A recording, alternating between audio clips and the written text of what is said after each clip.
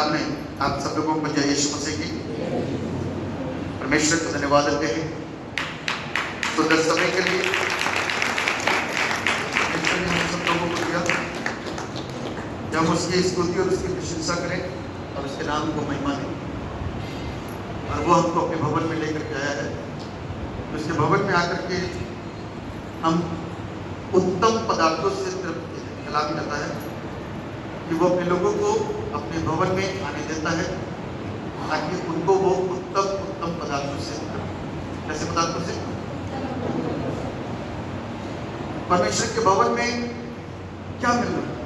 आज इंसान के लिए सबसे ज्यादा उत्तम क्या है बताइए? इंसान के लिए सबसे ज्यादा उत्तम क्या है? जीवन है, जीवन। और जीवन यदि बीमारी से ग्रस्त हो तो, जीवन यदि कर्ज से ग्रस्त हो तो, जीवन यदि अपमान से ग्रस्त हो तो बड़ी मुसीबत।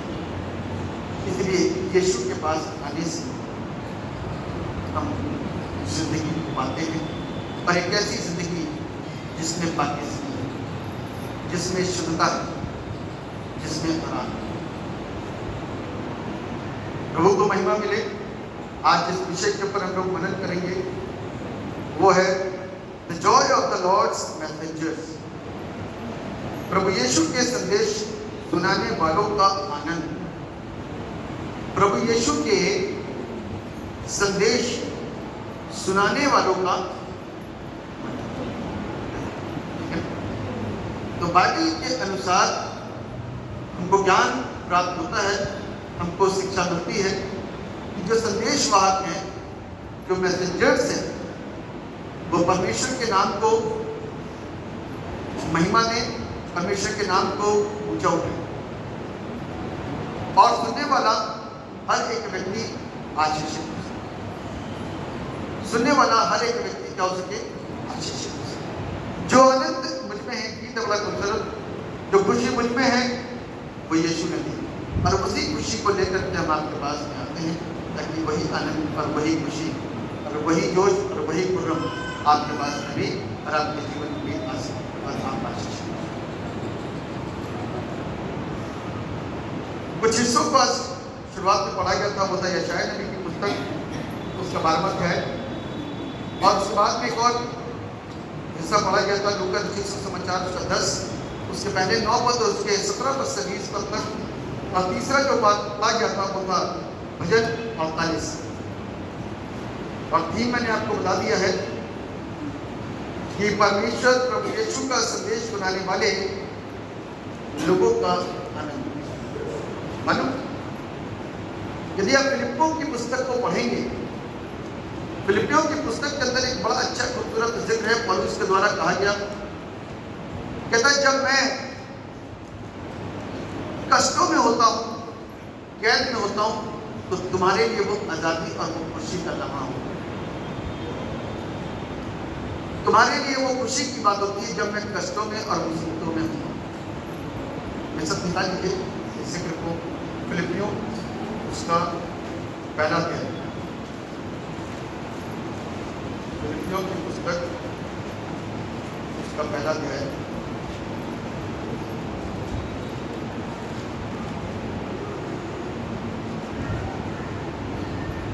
और उसके 12 पद से पढ़िए जिस किसी को मिले। फिलिपियों 1:12। हाँ,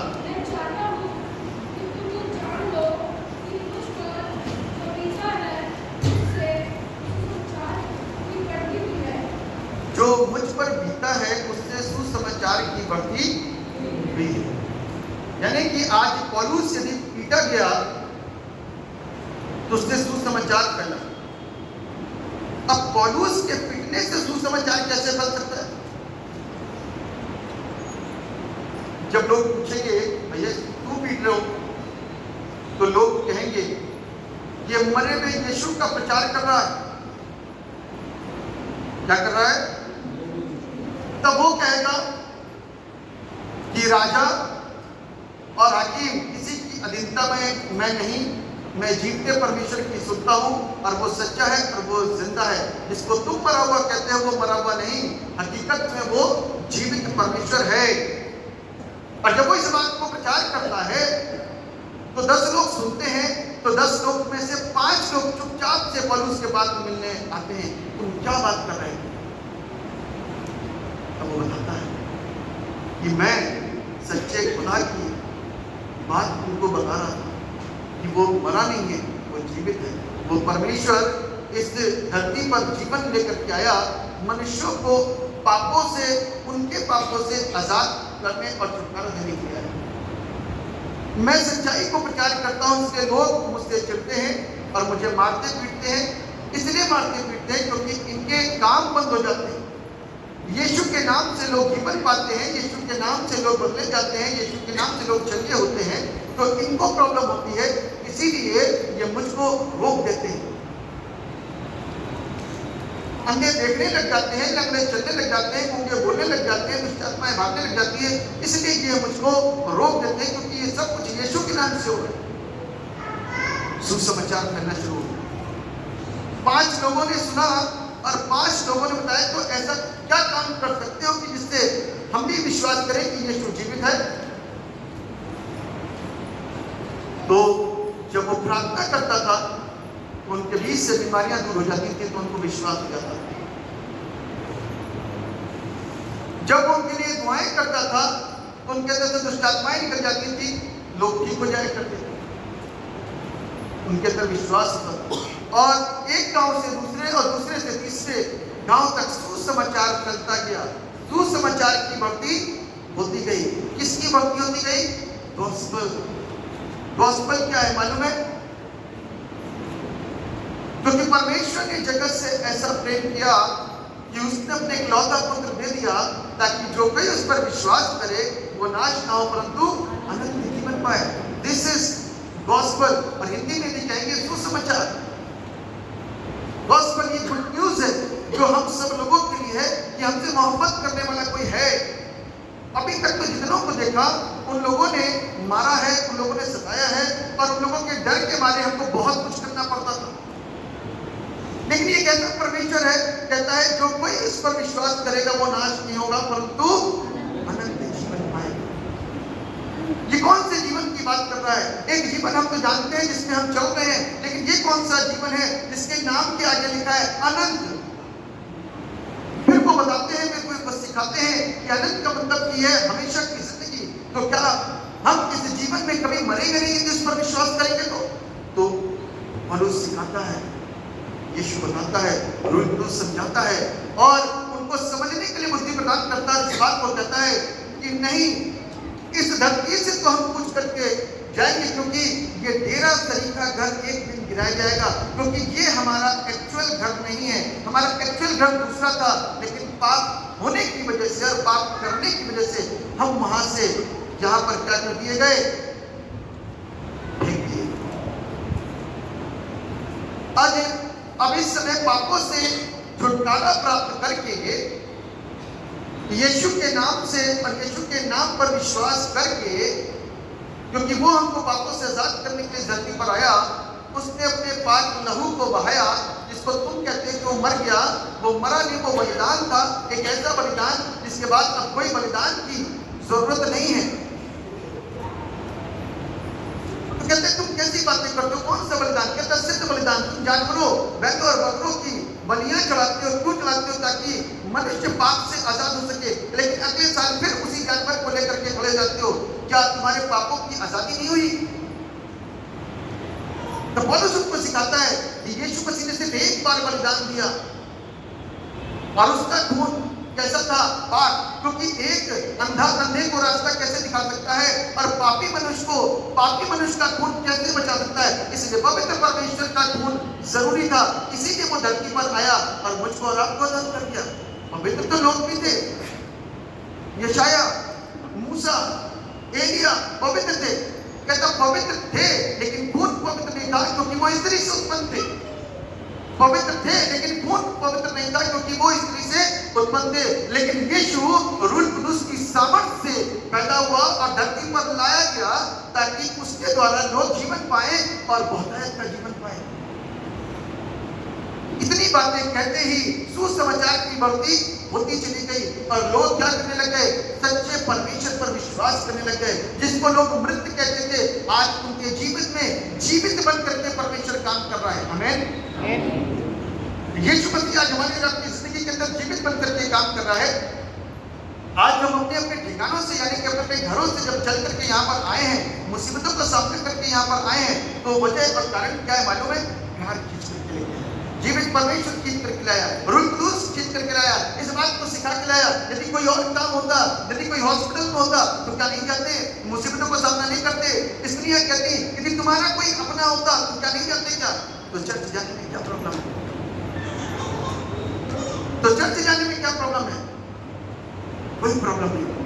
तो लोग चले आए यीशु के भवन में। आमीन। तो लोग यीशु के भवन में चले आए क्योंकि उसके नाम के द्वारा जो जीवन मिलता है उस पर एक बार और सुने और एक बार और सीखे और एक बार और जाने कि वो परमेश्वर का प्रेम हमको कितना अधिक आशीषों से भरता है। पौलुस कहता है इस बात को बड़ी खूबसूरती के साथ में समझाता है। कहता है, हे मेरे भाइयों, मैं चाहता हूं कि तुम ये जान लो कि मुझ पर जो बीता, पौलुस पर क्या बीता है। पौलुस पर कोड़े पड़े। पौलुस पर क्या हुआ? कोड़े पड़े। निकाल लीजिए दूसरा कुछ नहीं हो।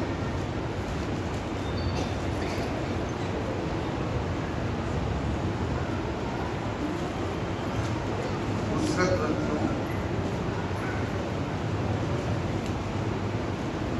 और उसका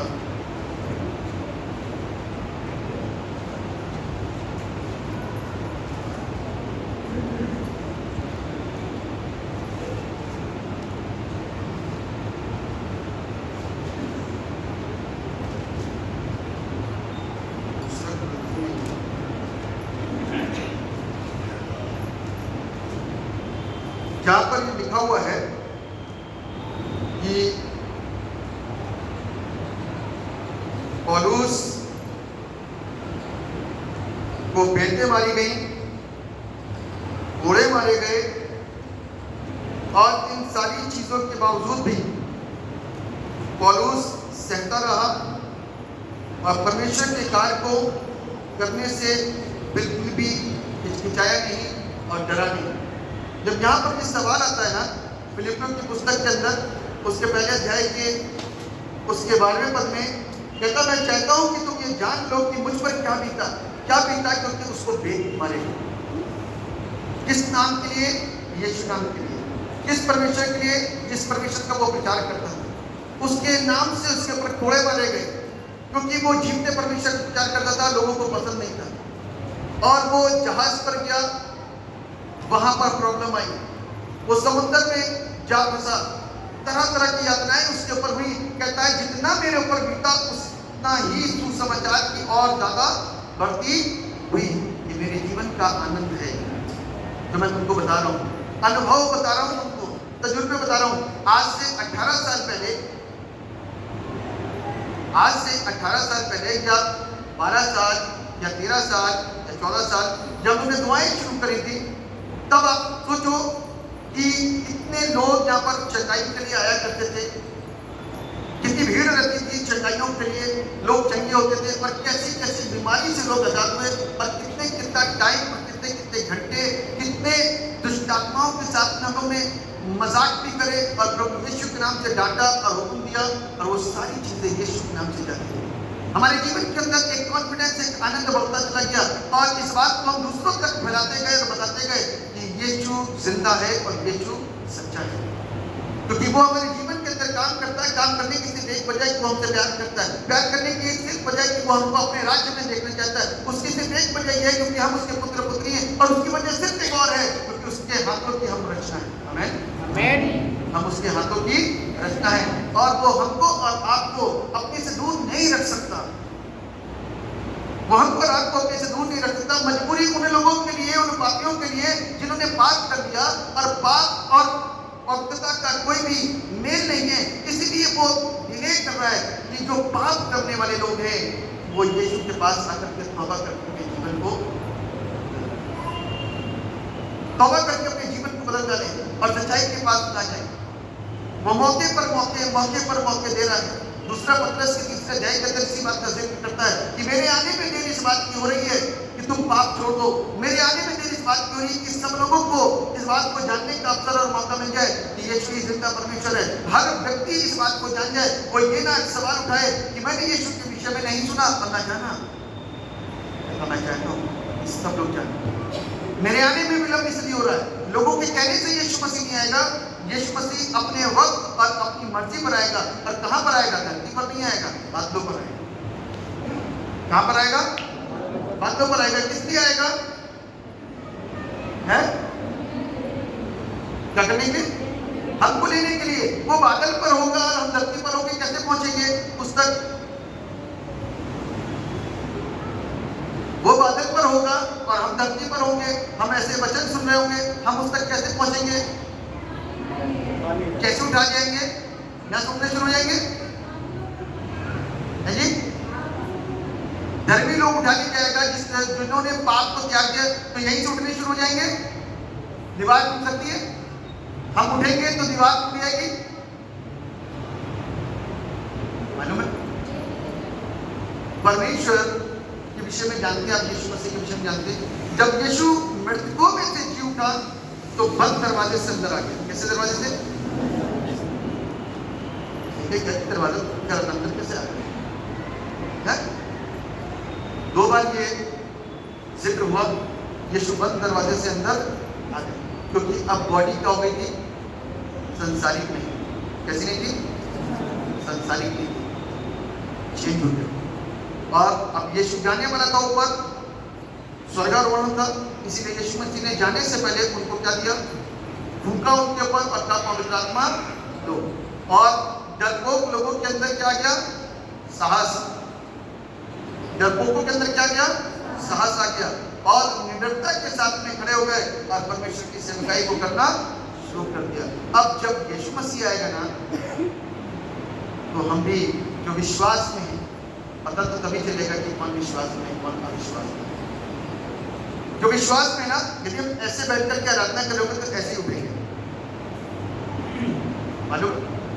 यदि यीशु मसीह बादलों पर आ गया और हम आराधना कर रहे हैं, तो जो विश्वास में पाए जाते हैं वो ऐसे ही उठेंगे ऊपर। दीवार उनको रोक नहीं पाएगी, कोई भी चीज उनको रोक नहीं सकता, उनका अपना उनको रोक नहीं सकता। आसमान पर रहने वाली अंधकार की शक्तियां उनको रोक नहीं सकती, कोई उनको रोक नहीं सकता। जो मर चुके हैं वो भी उठ करके खड़े हो जाएंगे, जो जीवित हैं वो भी साथ में उन्हें शुरू देंगे। और तब जो पवित्र आत्मा है, हमारी इतनी सहायता और मदद करता है, वो भी उठा ले जाएगा। फिर कौन रह जाएगा संसार में? संसार में फिर कौन रह जाएगा? बोले ना, शैतान और बाकी लोग, अधर्मी, जिन्होंने यीशु मसीह पर विश्वास नहीं करा, जिन्होंने यीशु मसीह का मजाक उड़ाया, जिन्होंने पवित्र आत्मा का मजाक उड़ाया, जिन्होंने हर एक चीज को मजाक समझा, वो धरती पर रह जाएंगे। अब शैतान के डायरेक्ट प्रहार को सहने के लिए, जब तक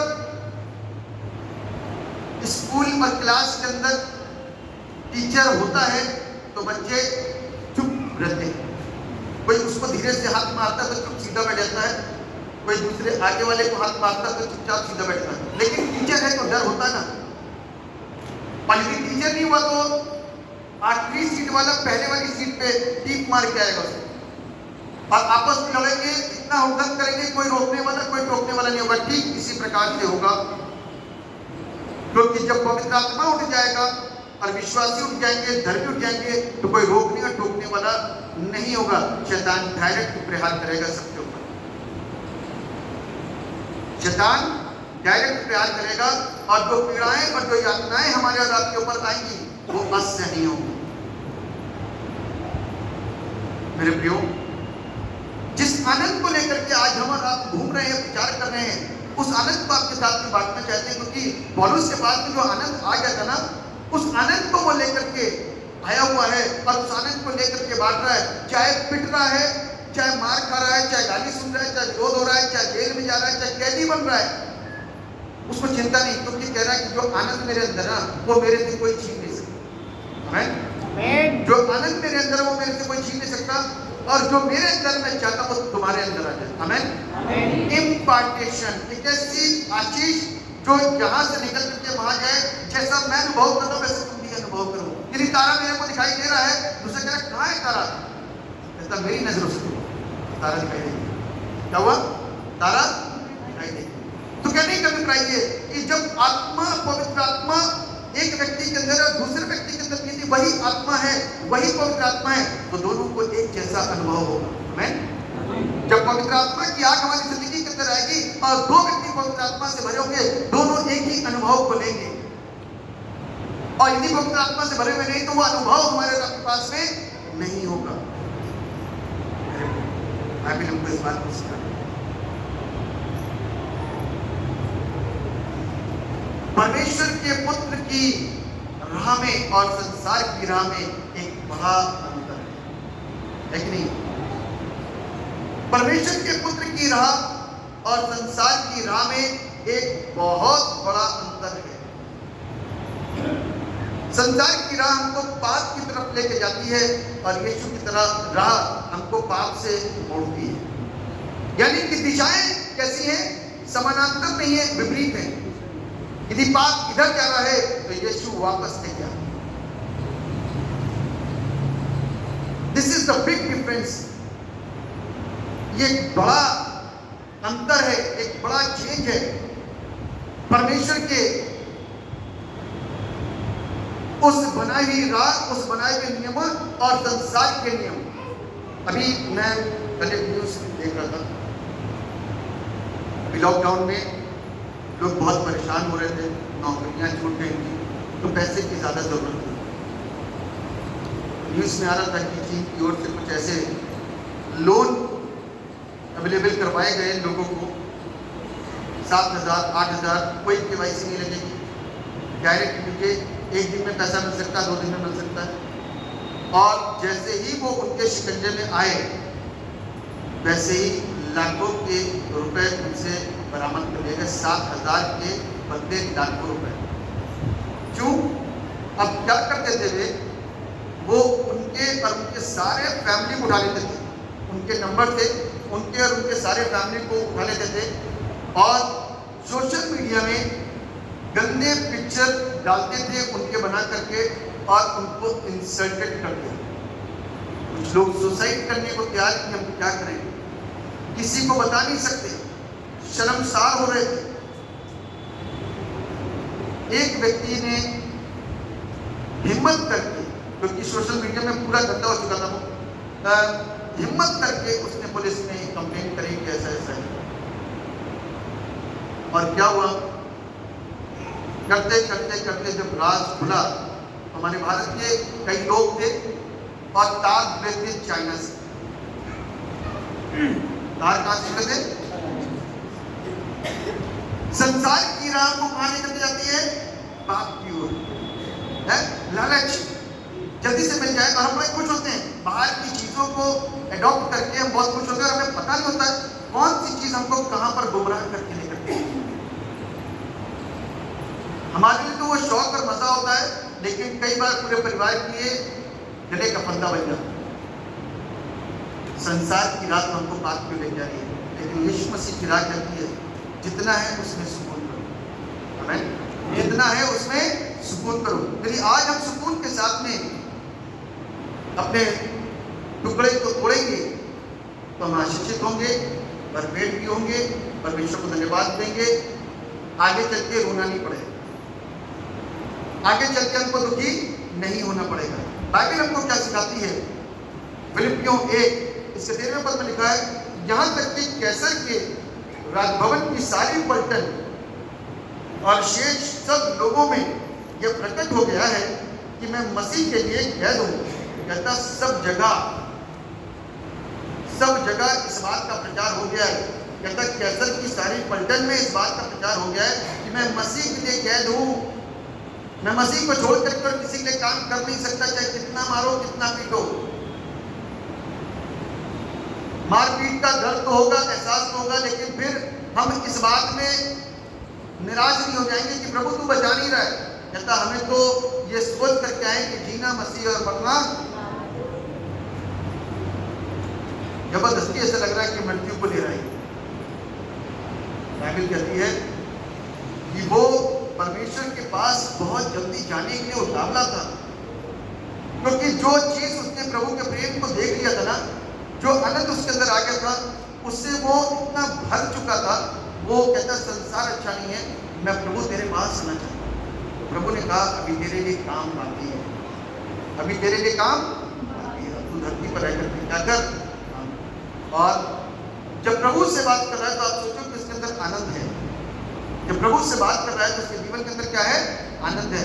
और उस आनंद को लेकर के वो मेरे और आपके बीच में आता है, मेरे और आपके बीच में। ये बाइबल हमारे और आपके बीच में, ये बाइबल हम सबके घरों में, ज्यादातर यहाँ बैठे हुए सब लोगों के घरों के अंदर ये कलाम है और हम सब इसको पढ़ते हैं। यानी कि पौलुस हमारे इसके विषय में हम जानकारी लेते हैं, पौलुस का जीवन काल और पौलुस की सेवा, पौलुस का परिश्रम, पौलुस की पीड़ाएं, सब कुछ देख लिया हमने।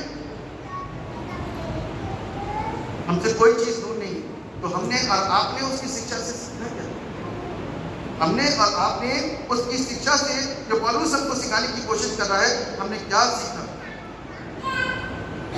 परमेश्वर के राज्य को प्राप्त करने के, संसार की राह को ढूंढेंगे कि परमेश्वर की राह को पकड़ेंगे। यदि परमेश्वर की राह को पकड़ेंगे तो थोड़ा सा कांटों भरा रास्ता है, कष्टों से भरा हुआ है, पीड़ाओं से भरा हुआ है। कैसी पीड़ा है?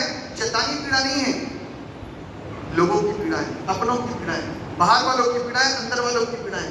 उधर से सताव आएगा, उधर से पीड़ा आएगी, कोई बात नहीं, सहते रहो और करते करते करते लोगों को बचाने के लिए कोशिश करते रहो। क्या करते रहो? लोगों को बचाने के लिए कोशिशें करते रहो। आपकी कोशिश कभी भी खाली नहीं जाएगी। मरने वाला क्या कहता मालूम है? और पीने वाला क्या कहता? अब तो मरना ही है तो पी के मरो।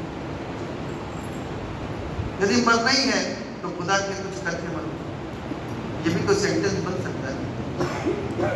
यदि मरना ही है तो लोगों को बचा के मरो। खुद बचना ही काफी नहीं, औरों को, ये कार ने बड़ी खूबसूरती के साथ में इसको लिख दिया है, यदि मरना ही है तो दूसरों के लिए करो ना, ताकि उनको भी जिंदगी मिल सके और वो भी आशीषित हो सके। आगे देखते हैं 14वें पद में लिखा हुआ है, और प्रभु में जो भाई हैं उनमें से अधिकांश मेरे कैद होने के कारण या मानकर परमेश्वर का वचन नींद अलग सुनाने का और भी साहस करते हैं। जब ये कैद में रहता है ना तो लोगों को साहस मिलता है, अरे हमारा गुरु क्या कर रहा है, कैद में पड़ा हुआ, हमें डरना नहीं है, विचार करना। मालूम है रूल कुदूस के होने से हम आशीषित हैं। रूल कुदूस हट गया ना तो हम बेसहारा हो जाएंगे। रूल कुदूस है, इसीलिए हम जब रोते हैं ना तो वो तरस आता है हमारे। क्या होता है? तरस आता है। जब हम रोते हैं ना, हमारे काम नहीं होते ऐसे, लेकिन जब हम रोते हैं तो मेरे और आपके ऊपर तरस आता है, हमको रात को बचाने के लिए आ जाता है। मैं बता रहा था जो रास्ते में आवागमन चल रहा है, बेशक सच्चाइयां नहीं है, लेकिन तप तो है, तपस्या तो है, मेहनत तो है। पैर सूझते हैं, हवा में नहीं सूझ जाते, कंधों में सूझन आ जाती है, ऐसे नहीं आती, कुछ तो करते हैं। आप कह सकते हो कि ये तो बस चल रहे हैं ऐसे, मैं भी कह रहा हूँ वो ऐसे ही चल रहे हैं, लेकिन ऐसे चलने का प्रतिफल मिलेगा जरूर उन्हें। मेहनत, जब मजदूर मेहनत करता है ना तो कुछ ना कुछ तो पाता है। बेशक स्वर्ग नहीं मिलेगा, लेकिन कुछ तो मिलेगा। मेहनत का असर तो कुछ ना कुछ तो है। स्वर्ग तो नहीं मिलेगा, स्वर्ग तो यीशु के पास आने से मिलेगा, लेकिन जो मेहनत है उसके लिए तो कुछ ना कुछ मिल ही जाए। तभी तो भीड़ बढ़ रही है, रुक नहीं रही। भीड़ रुकती क्यों नहीं? हर साल लोग मरते हैं, हर साल बहुत कुछ होता है, हर साल लोग यहाँ पर आते हैं। इसको जब निकल जाएगा, कुछ लोग आएंगे कि कांवड़ में मेला देखने गए थे, भूत चल गए, भूत पूर्व। तो क्या नहीं करती है कि कुछ नहीं है, लेकिन उसको करने मेहनत करने में लगे पड़े, मेहनत करने में लगे। उनकी मेहनत, उनकी तप तपस्या, हाथ सूझ रहा है, पैर सूझ रहा है, गला सूझ रहा है, लड़कियां भी हैं, लड़के भी हैं, बूढ़े भी हैं, जवान भी हैं, सब किस्म के। नशा भी हो रहा है, गैर कानूनी काम भी हो रहे हैं, गलत काम भी, बहुत कुछ हो रहा है। लेकिन कुछ ऐसे भी होंगे जो सच्चे अबोध हैं, सीधे जाते हैं, सीधे आते हैं। कुछ लोग ऐसे नहीं, कुछ लोग तो सच्चाई चाहते हैं, लेकिन उनको पता नहीं सारी सच्चाई क्या कर रहा है। तो क्या दिक्कत ये है कि हम कौन सी मेहनत कर रहे हैं प्रभु में? हमारी मेहनत क्या है? हमारी मेहनत का यदि आपसे पूछा जाए कि हमने क्या मेहनत करी अपने प्रभु के लिए, तो मेरे और आपके पास में आज इतने सालों से मसीहत में आने के बाद में और इतने सालों से विश्वासी होने के बाद में हमारे और आपके पास में जवाब क्या हो? क्या मेहनत करी हमने? क्या तपस्या करी हमने? क्या तपस्या करी?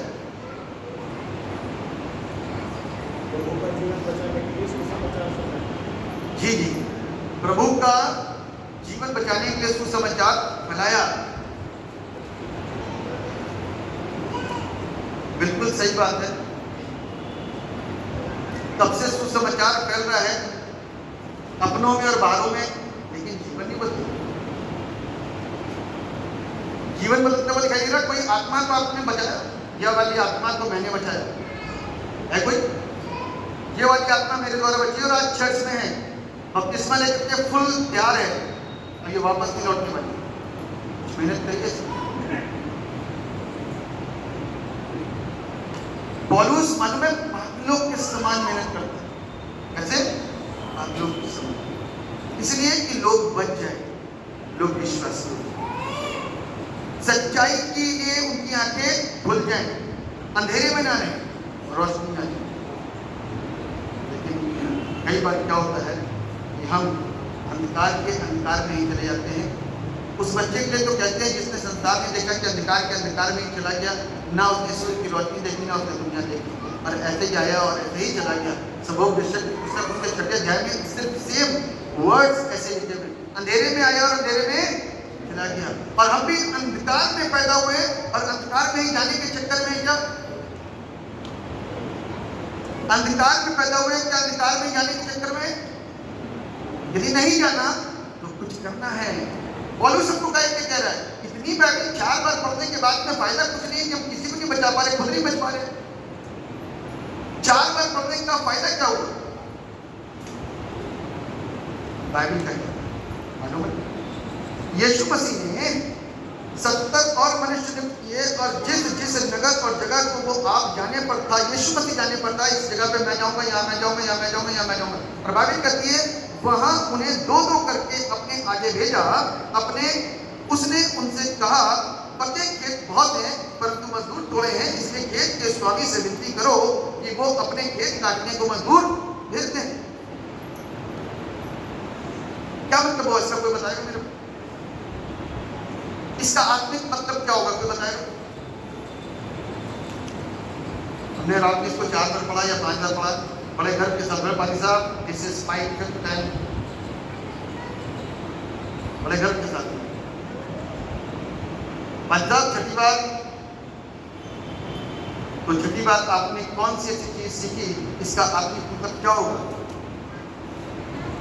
कि मजदूर स्वामी से कहे और विनती करे कि वो खेत काटने को मजदूर। मालूम है जहां पर यीशु मसीह अकेले जाने पर था, वहां पर अकेला जाता 35 जगह पर लोगों को भेज दिया। कितने गांव में भेज दिया? यहाँ लिखा 35। तो कैसे 35? अब 70 को 2-2 करके भेजा ना, तो 35 जगह भेज दिया। कितनी जगह प्रचार हुआ? 35 गांव में। एक बार में कितनी जगह प्रचार?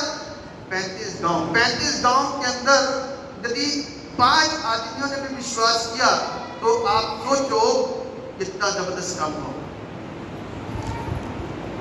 कितना जबरदस्त काम हुआ होगा। और करते करते यदि और आगे भी वो भेजते चले गए यीशु मसीह लोगों को, कितनी जगह उन्होंने जाकर के प्रचार किया। और मालूम है, जब हम प्रचार करना शुरू करते हैं, जब दुष्ट आत्माओं को निकालना शुरू करते हैं, तो थोड़ा सा अहंकार है, प्रभु देख दुष्ट आत्माएं हमारे वश में, ऐसे बोला था, देख दुष्ट आत्माएं हमारे। प्रभु ने क्या कहा, इस बात पर खुश मत हो कि दुष्ट आत्माएं, बीमारियां, पीड़ाएं, श्राप तुम्हारे वश में आ चुके हैं। बस इस बात से आनंद हो कि तुम्हारे नाम जीवन की पुस्तक में। This is important. हम कुछ भी करें, अभी सवेरे की बज रहा था, क्या लाभ होगा होकर आत्मा को, है ना, बड़ा खूबसूरत गीत है। क्या लाभ होगा होकर आत्मा को। आज जीवन का सबसे महत्वपूर्ण सवाल, हमने दुष्ट आत्माएं निकाली, हमने बहुत बीमारों के लिए दुआएं करी, चंगे हुए, और हमने बड़े दान दिए, हम चर्च कभी छोड़ते नहीं, हम दुआएं कभी छोड़ते नहीं, मीटिंग जाते हैं, दसवांश देते हैं, सब कुछ करते हैं, सारी चीजें। और एंड में ये होता है कि हम किसी वजह से स्वर्ग की बादशाहत के वारिस नहीं बन पाए, किसी वजह से। और वो वजह क्या थी मालूम है? वजह क्या थी? वो तो इस बात को श्योर था कि मेरा तो स्वर्ग पक्का है। कौन? एक जवान व्यक्ति दौड़ता हुआ, प्रभु अनंत जीवन को प्राप्त करने के लिए क्या करूं? लेकिन जी मैं तो इस बात को मानता हूं, दसवांश को देता होगा। लिखता है कलाम के अंदर, वह विचार नहीं करना, कहता प्रभु बचपन से मान रहा हूं, माँ बाप ने यहाँ पर डाल रखा है, और मूसा की शिक्षा जहन के अंदर बिल्कुल पन्ने टिप पर याद है मेरे को, वो तो टिप पर है सारी चीजें। आप देखो कितनी बड़ी बड़ी चीजों को हजम करके बैठा है, कंट्रोल करके। व्यभिचार कंट्रोल नहीं होता, नशा कंट्रोल नहीं होता, गाली कंट्रोल नहीं होती, दुष्कर्म कंट्रोल नहीं होते, मूर्ति पूजा कंट्रोल नहीं होती, लेकिन इन सारी चीजों को कंट्रोल करके बैठा है। क्या चीज कंट्रोल नहीं कर पा रहा? पैसा। पैसे के ऊपर वो कंट्रोल नहीं कर पा रहा। पैसे से मोहब्बत हो गई है, इससे तो नफरत करनी शुरू कर दी बचपन से, लेकिन पैसे से मोहब्बत हो गई। किससे? पैसे से। प्रभु ने क्या कहा, जो तेरे पास मैंने धन, उसको कंगालों को दे। बेचारे का मुंह लटक गया, बेचारे का मुंह लटक गया, और वो वापस लौट गया। क्या हुआ? बाकी क्या बताइए कि वो वापस, वो जो लेने के लिए आया था वो ले नहीं पाया। क्या लेने के लिए आया था मालूम है? अनंत जीवन। आज हम और आप जितने भी धार्मिक काम कर रहे हैं ना, जितने भी धार्मिक अनुष्ठान कर रहे हैं, चर्च में आते हैं, दुआएं करते हैं, प्रार्थनाएं करते हैं, दसवांश देते हैं, खुदाई के लिए पैसा दे रहे हैं, अपने घर में दुआ करा रहे हैं, सब कुछ कर रहे हैं, जो चीज चाह रहा है वो कर रहे हैं, जितना भी धार्मिक काम है। लेकिन आत्मा यदि हो गई, कोई चीज को ढूंढो कि किसी की वजह से कोई ऐसी कमी, कोई ऐसी कमजोरी तो मेरी और आपकी नहीं है जिस वजह से आत्मा खो जाए, और जहां जाने की प्रयास करें वहीं से वंचित रहे, वो सब कुछ खत्म हो जाए। हम यहाँ हमेशा के नहीं रहने वाले। आज नहीं तो कल, कल नहीं तो परसों मृत्यु आएगी, सबकी मृत्यु आएगी। कल एक 41 साल का हास्य कलाकार की डेथ हो गई। 41 साल का हास्य कलाकार क्रिकेट खेल रहा था और एकदम से चक्कर आया और खत्म, डॉक्टर ने मरा घोषित कर दिया। पता है? पता है, अपडेट रहना। Very good. परमेश्वर में भी हमको अपडेट रहना है। आज की इजराइल की क्या अपडेट चल रही है? हास्य कलाकार का तो अपडेट कर दिया आपने। इजराइल की क्या अपडेट चल रही है? आत्मिक क्षेत्र में हमारे क्या क्या काम चल रहे हैं, कहां पर सताव हो रहा है, कहां पर काम कर रहा है, कहां पर कितने लोग बच रहे हैं, अपडेट होना चाहिए। मालूम है बाइबल क्या कहती है? हमारे आनंद बेकार ना हो, अपने आनंद को अंदर सुनिश्चित कर लें कि हम जब मरेंगे तो स्वर्ग ही जाएंगे। अपने अंदर से जो भी बातें बुरी हैं, गंदी हैं, जो आपको लगता है कि मेरे को छोड़ देनी चाहिए लेकिन नहीं छोड़ पा रहे, उसको छोड़ दीजिए। क्या करिए? उसको छोड़ दीजिए। जब आप छोड़ोगे ना तो प्रभु के प्यारे हो जाओगे, क्योंकि 99 बातों के ऊपर आपने कब्जा बनाया है और एक बात आपसे मिस हो गई। बाइबल क्या बताती है? यीशु मसीह 99 को छोड़ करके एक को बचाने के लिए तैयार हुआ, है ना? 99 को छोड़ करके एक को को बचाने के लिए है, और आप 99 अच्छे काम कर रहे हो, एक बुरा काम कर रहे हो, तो दाग लगवा लिया, दाग लगवा लिया। उस जवान व्यक्ति ने क्या करा, अपने ऊपर दाग लगवा लिया। वो स्वर्ग के राज के लिए भागीदार नहीं हो सकता, लौट करके चला गया। बाद में फिर क्या बोला होगा अपने घर जाकर के, मालूम है, वो तो कहते हैं पैसा बांट, इतनी मेहनत से कमाया पैसा कैसे बांटे। अब आप सोचो कि यदि पैसा बांट देगा तो वो क्या हो जाएगा। प्रभु ने कहा कि अपना धन कंगालों को दे दे। जब सारा धन उसका यहां से हट करके कंगालों पे चला जाएगा तो वो क्या हो जाएगा। तो परमेश्वर क्या कंगालों को अमीर कर रहा है, अमीरों का कंगाल कर रहा है। परमेश्वर हमारी कंगाल सोच को हरा भरा करना चाहता है। बाइबल यदि आपने पढ़ी है ना, तो परमेश्वर कभी भी अपने लोगों को कंगाल नहीं देखना चाहता। आगे नीति वचन, जिसके बाद बाइबल है सब लिखा, नीति वचन 3 और उसका 16। नीति वचन की पुस्तक, भजन संहिता के बाद में नीति वचन आता है। नीति वचन उसका 3रा अध्याय और उसका 16वां पद। कोई एक दिन पढ़े जल्दी से। नीति वचन 3:16। ये वाले हाथ में जब परमेश्वर अपना हाथ फैलाएगा ना, लोग कहते हैं ना, बड़े बुजुर्ग को आशीर्वाद देते हैं, यूं करके दे बेटे, दोनों हाथ रखते थे, है ना। तो परमेश्वर भी अपने हाथों को रखता है। जब ये वाला हाथ रखिएगा ना परमेश्वर हमारे सर के ऊपर, तो क्या मिलेगा। कौन सी वाली? अल्पायु की दीर्घायु। दीर्घायु का मतलब कि लंबी आयु। जब तक हाथों में लाठी ना आ जाए और आवाज कपकपाने ना लगे, वो वाली आयु मिलेगी, लंबी आयु। और उसके बाएं हाथ में धन और महिमा। धन तो चलो समझ में आ गया, महिमा से क्या मतलब है। आपने इतना तो सोचा भी नहीं होगा। आपने सोचा कि हमारे घर के अंदर पैसा आ जाए, हमारी जरूरत की सारी चीजें पूरी जाए, बच्चों को अच्छी तरीके से पढ़ा लें तब भी बचा रहे, और बच्चों की शादी करने फिर भी बचा रहे, और बच्चों को अच्छे जॉब पर जो भी डोनेशन देना वो भी दे दें, उसके देने के बाद भी हमारे पास बचा रहे, बुढ़ापे के लिए बचा रहे हमारे पास में। चलो धन तो समझते हैं, लेकिन जो दूसरा पॉइंट लिखा हुआ महिमा, वो किस चीज के लिए? आदर और महिमा की आपने कभी बात ही नहीं करी, आपने सोचा ही नहीं कभी। लेकिन प्रभु आपके लिए सोच रहा है कि वो आपको क्या करेगा, समाज के अंदर सम्मान प्रदान कराएगा। लोग आपको जानेंगे, लोग आपको पहचानेंगे। जब आप निकलोगे ना कहीं, तो लोग आपको एक बार जय मसीह की जरूर करेंगे। करेंगे कि नहीं करेंगे? जब मैं निकलता हूं तो लोग जय मसीह करते हैं। धन्यवाद। तो क्या नहीं करते कि परमेश्वर हमको कंगाल नहीं बनाना चाहिए। वो लड़के के पास में शिक्षा तो थी, लेकिन अधूरी थी। वो सोच रहा था कि मैं पैसा दे दूंगा सारा तो कंगाल हो जाऊंगा। अरे बोलता प्रभु तेरे सामने और अनंत जीवन के सामने तो ये सारी चीजें बेकार है, सब अभी फेंकता हूँ। जक्कई ने क्या करा? कंगालों कहते क्या? जिससे 2 गुना किया था उसको 4 गुना फेंक दिया। कंगालों कहते क्या? जो प्रभु के पास में वो कभी कंगाल नहीं है। तो इसीलिए हमको और आपको परमेश्वर के वचन की इस अद्भुत शिक्षा को सीखने की जरूरत है।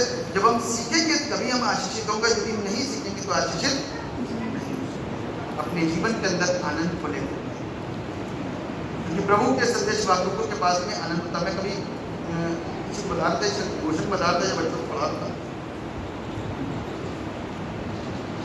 जब कभी कन्वेंशन स्पीकर आते हैं तो सोचो कितना बड़ा आनंद होता है, कितनी खुशी लगती है, बड़ा एक रौनक सी रहती है। आना जाना, सवेरे की मीटिंग है, शाम की मीटिंग है, दिन की मीटिंग है, बड़ी रौनक रहती है। वो जब बोलते हैं तो सब कितने आनंदित होते हैं, खुश होते हैं, क्योंकि उनके अंदर जो आनंद है वो सारा आनंद आपके पास नहीं करके जाता।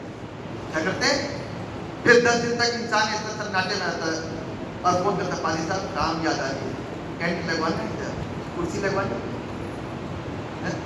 याद आता, याद करते मीटिंग को सारी चीजों को। क्या नहीं करते हैं कि प्रभु के लोगों के पास में जिंदगी है और जिंदगी की बात है, इसीलिए वो हमको याद है।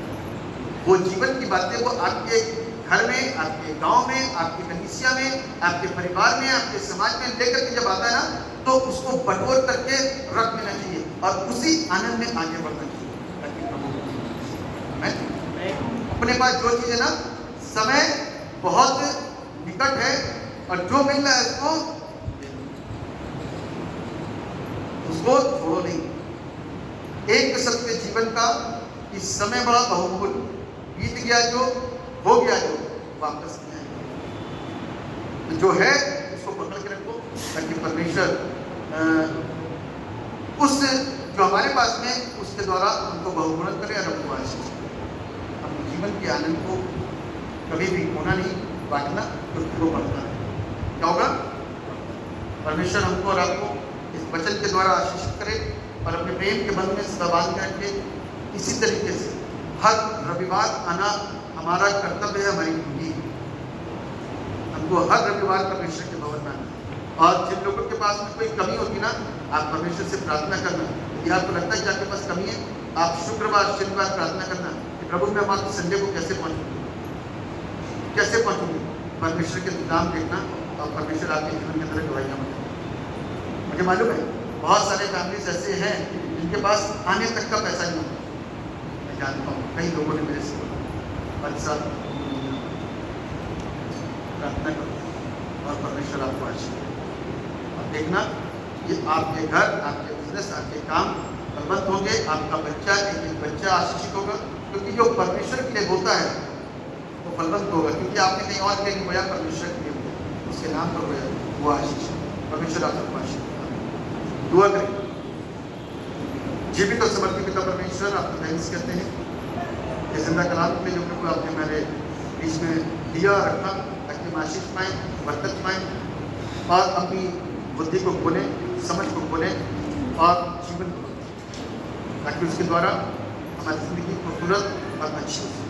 हम सब पर अपनी दया करिए और हम सब आशीष। वो अपने उद्धार करने वाले एकमात्र जीवित और समर्पित प्रभु यीशु नासरी के नाम में मांग लेते जैसे सुनिए और